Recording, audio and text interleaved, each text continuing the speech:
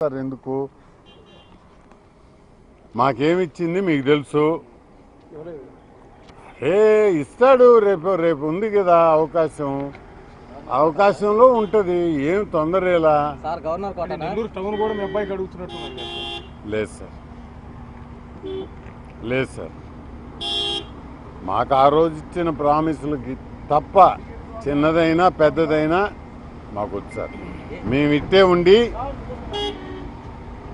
తెలుగుదేశం పార్టీని ఖచ్చితంగా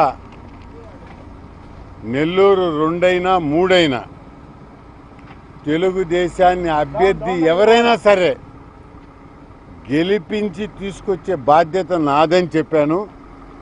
ఆత్మకూరు గెలిచి తెలుగుదేశం పార్టీ జెండా ఎగరేసి మీ దగ్గరకు వస్తాం సార్ అని చెప్పి వారికి చెప్పడం జరిగింది.